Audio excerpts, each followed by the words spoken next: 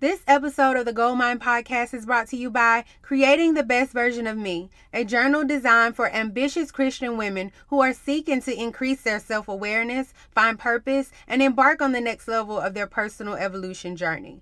As entrepreneurs, career women, mothers, leaders, world changers, it is so important that we invest in our mindset and well-being, and journaling is one of the simple but powerful ways of doing that. This isn't your typical blank page journal. Besides the carefully curated morning and evening prompts, you'll also find a primary aim questionnaire that is designed to help you clarify your purpose, and a whole section of affirmations to help you retrain your thinking and speaking into positive patterns. This journal is easy to use, has plenty of room for writing and reflecting, and guaranteed to help you become the best version of yourself. You do not want to go through 2019 without this journal. Buy your copy on Amazon today. The link is in the show notes. You're listening to episode 40 of The Goldmine Podcast. As women, we have to invest that time in getting to understand who we are. Be ambitious, be bold, create the life of your dreams. This is the Goldmine Podcast with your host, Adrienne Dion. Hey you guys, thanks so much for joining me for another episode of the Goldmine Podcast. I am excited to be back with you guys this week. And in case you missed last week's episode, Happy New Year. We are officially in 2019, a week in, and I'm excited for everything that's going to be happening this year. Last week, we did a live webinar training on 5 strategies every entrepreneur must use to achieve their goals. And so thanks to everyone who joined me in that webinar training. We had some technical difficulties, so I ended up some people could hear, some people couldn't, so I ended up re-recording that session and sending it out to everybody. So I hope you had a chance to watch the replay. In case you didn't, I'm sorry, the replay has already expired. But for future references, I suggest that you join the Goldmine Tribe. Make sure you're a part of that Facebook community so you don't miss anything. I'll send things to your email, pertinent information, of course, and you'll get to know when the webinars are and kind of just have a more intimate experience other than the podcast. So I'm excited. I've been led to do more in the Facebook community, so I'm excited about that. And that pretty much sums up the first week of this year for the podcast. I'm excited because we have some amazing guests that's going to be on this month, and I'm excited for you guys to meet them and just bask in their knowledge. So that's going to come up this month, and then we're just going to be crushing it, reaching our goals and pursuing the things that we're out here trying to do this year. So I hope that you are doing the same. And speaking of crushing your goals, today I want to talk to you guys about getting out of your own way. I think it's become very popular for us to have, haters and they don't want us to win. But really the most important person that has the biggest effect on stopping us from achieving our goals is us. A lot of times we can get in our own way by engaging in self-sabotaging behavior. And so today I want to talk to you guys about that because it's going to be so important when it comes to whether we're going to have the best year ever or if we're going to have a repeat of 2018. The thing is, a lot of times people don't even know, they aren't even aware that they're engaging in self-sabotaging behavior because a lot of times they're just looking at it as if it's somebody else's fault, or maybe this is a sign, or, there's nothing I could have done about it. But I want to propose a few scenarios for you. Have you ever been on the verge of accomplishing something big and then something unexpected happens and it prevents your success? So, for example, something really simple like, maybe you apply for a job and you didn't even think you would get an interview, but you do get an interview. They call you back and they say, hey, let's sit down and talk, let's meet. And then you oversleep and you miss the interview, or perhaps you're late and traffic sucks that day and you end up being like 15 minutes late. It makes you look bad. You're all in a bad mood. Has anything like that ever happened to you? Or maybe even you come across an opportunity that you've been really, really waiting for, but it just seems like now that it's here, you can't seem to do whatever it is that you need to do to make it happen. You just continue to procrastinate and put things off, and it's just crazy because you can't make yourself do it. Things like this don't just happen. They're subtle forms of self-sabotage. Procrastination, carelessness, and negative self-talk are just a few of the ways we prevent our own success.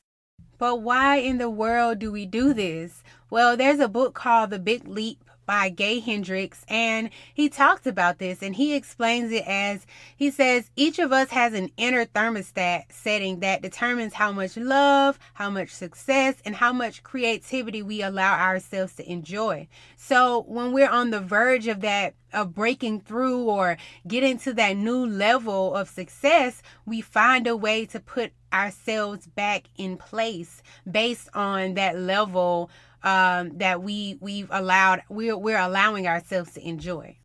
Now, this can sound crazy because in essence, what it's saying is that, you're saying you want something, but you're not allowing yourself to get it. And so you can't fault anybody but yourself. And it's easy.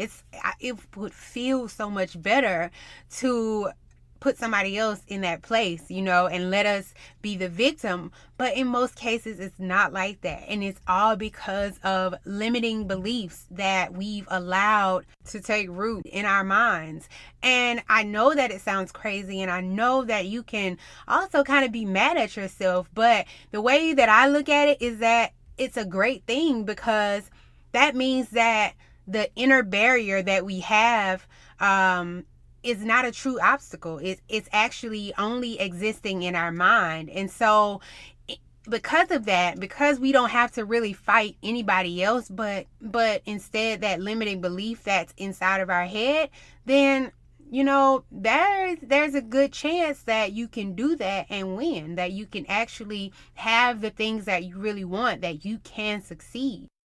And in order for you to fight that limiting belief, you first have to recognize what's happening. You have to recognize it for what it is. And so I want to go over 3 of the most common limiting beliefs that people have, because I think that you'll be able to see that, hey, maybe this unseen barrier is what has been holding me back, or in the future, what could be holding you back. The first limiting belief is that I don't deserve success. Now, this may sound strange because who doesn't want success? Everybody wants to be successful. But the problem is that nobody else knows our faults and our failures and our insecurities better than we do. And so as a result, we're harboring this inner fear that we're not good enough to deserve a better life or to deserve the things that we really, really want. And so what happens is that you may think things like, I just don't have what it takes, or man, if people knew how inexperienced I really am, they would never hire me. You know what I'm saying? Or even if it's just like, who do I think that I should, achieve this goal? Or who do I think I am to belong at this table, or even this whole imposter syndrome, I just don't have what it takes. Now, the reason this limiting belief is so powerful and it can take such deep root in our minds is because, it does contain a measure of truth. We really do have faults and failures. A lot of times we don't have as much qualifications as the other person does, but it's so important to know that everyone has faults and failures and insecurities, but that shouldn't stop anyone from reaching their personal growth and that higher level of success. In order to break through this inner barrier, you first have to understand that Your past does not determine your future. A lot of times, and I've talked about this before, a lot of times when we think about the things that we can achieve, we look to our past. We look to see, well, have I done it before? Have I been able to do it before? And we use that as a measure of saying, well, this is what I can achieve in, the future. And that's not true. That is not how the world evolves. That's not how we evolve. Like I said before, I think in another episode, if the caveman was only measuring whether they could live in a house by what had already been done or what they had been able to do in the past, we would still be living in caves. So you can't think that your past determines your future and how far you can go. There is not a man on this planet who isn't flawed in some way. I've been watching the Surviving R. Kelly, and I'm not going to get into it. But I will say what one of the things that was so interesting to me is that, which I think I already knew this, but they were just saying how he's such a musical genius and he can't read. You know what I'm saying? Like, every single person is flawed in some way. Every person has insecurities, but you still are capable of growth. You're still capable of change, and you cannot allow regret for the past to become a fear of the future. What you're saying when you say I don't deserve success is that you don't deserve the opportunity to change and to grow and to achieve. And if you look at it like that, you'll be like, heck no, I do deserve that. That's what I'm here for.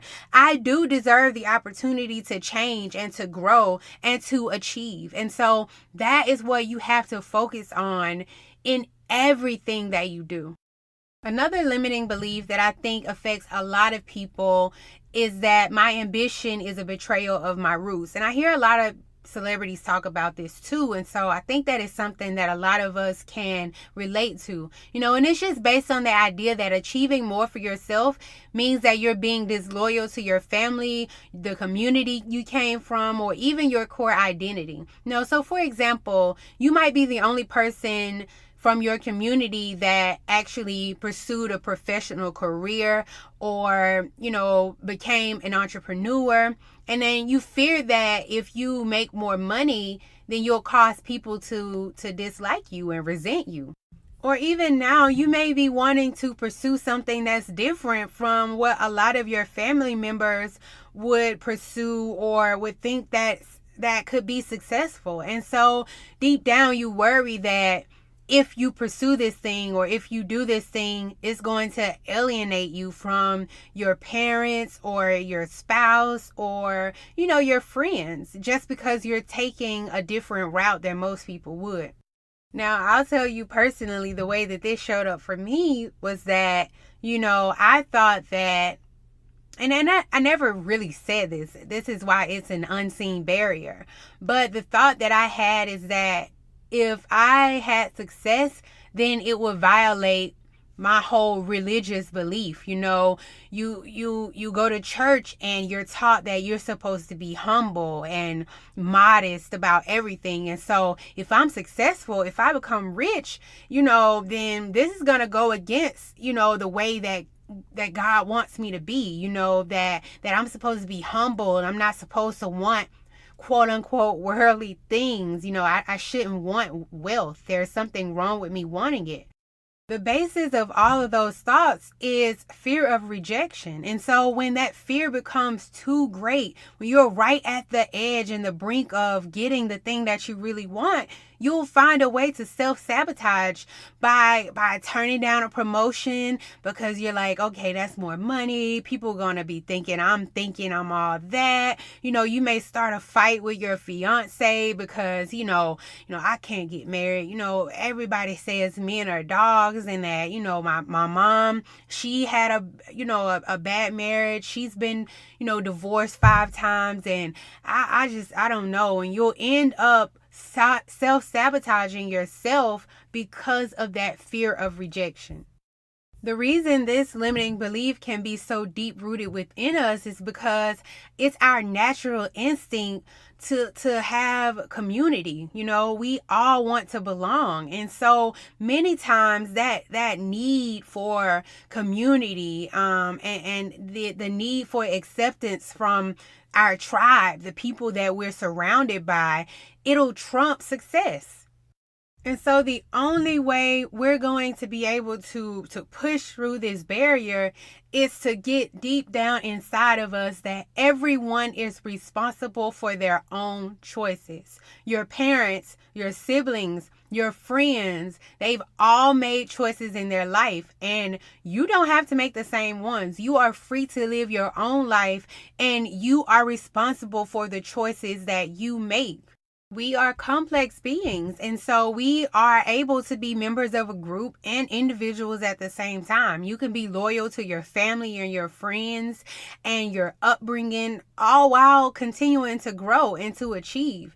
Eleanor Roosevelt said, remember always that you not only have the right to be an individual, you have an obligation to be one.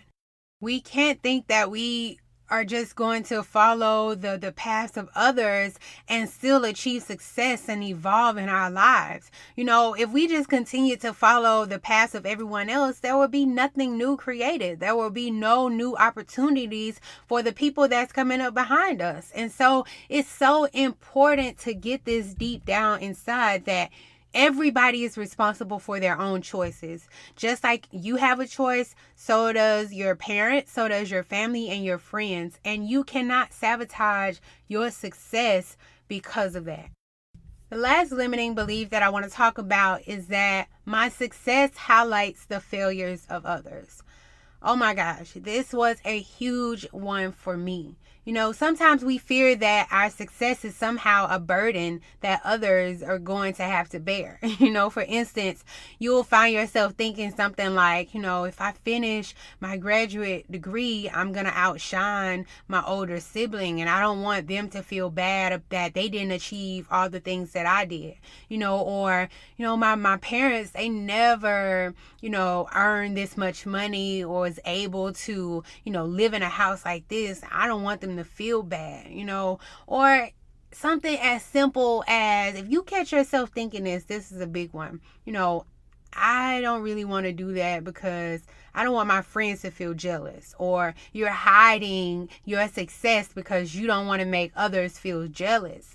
Man, this limiting belief is so powerful because of the fact that we all want to be loved and we desire to please others. So in that, you will play yourself small just so you don't make other people feel bad. And man, I did this so much, so much, and not even doing this and not even saying this in a and see, I'm doing it now, not to say this in a very snobbish way, but I would downplay the things that I wanted a lot because I was just like, well, this person did it too, and theirs wasn't like this, and I don't want them to think that I'm showing off or whatever. But dude, this is a huge limiting belief. And if you want success, if you want to live a fulfilled life, if you want everything that God has for you, this is one you have to let go. You have to let go. I used to be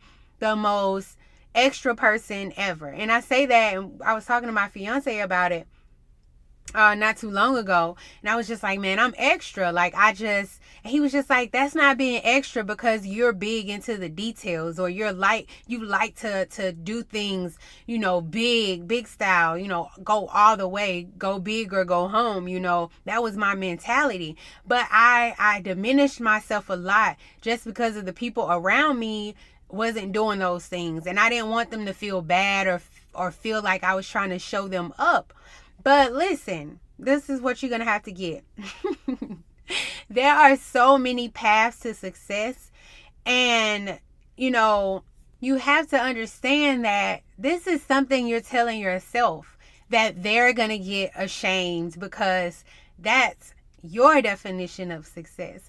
They might not even be thinking anything about you. They may be like, you like I have a friend, she loves to have people around. Now, she may have a party or some type of event, and if it's not 100 people, she's upset and she doesn't feel like it's good enough. Me, on the other hand, I love intimate crowds. Like, I love small crowds. If there's 20 people, I think like that was a big turnout.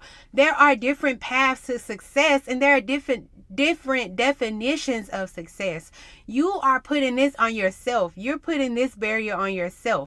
Assuming that your success will detract from the hard work and the accomplishments of those around you is just false thinking. Your personal growth and the things that you attain are benefits to others, not burdens. The best thing you can do for others is to make the most of yourself. Do you, be all of you. That is the best thing that you can do for others. Because think about it. If you're downplaying yourself, you can't bring the best of you to the people around you, because you're going to always be dissatisfied. So remember that there are many paths to success, and there are different definitions of success.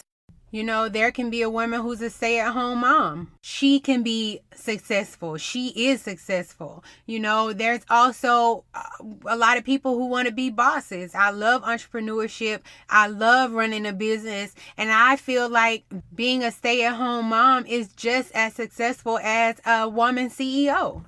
So don't assume that what you're doing downplays anybody else, just like what other people are doing are downplaying you. You have to do you. You have to be all of who you are. And when you do that, that is how you bring value to this world. So if you're struggling with any of these limiting beliefs and you feel like this is a thing that may have been holding you back, I want you to focus on 3 things this week. Get up every morning. Make sure you're journaling. Make sure you're having some me time. You're meditating. You're praying. But I also want you to repeat these affirmations. My past does not determine my future. Everyone is responsible for their own choices.